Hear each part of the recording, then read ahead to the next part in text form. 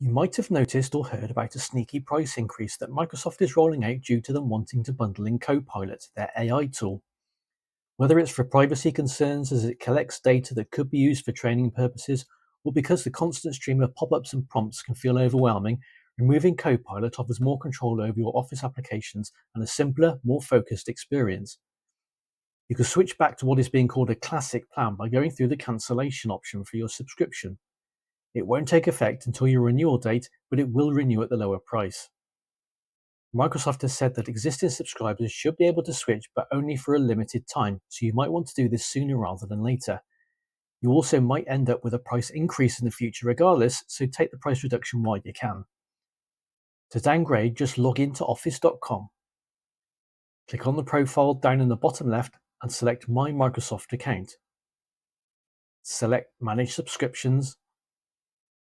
Select the drop-down box to manage your subscription and click the link to cancel subscription. You should then get the option to switch to another plan, provided you bought it directly from Microsoft.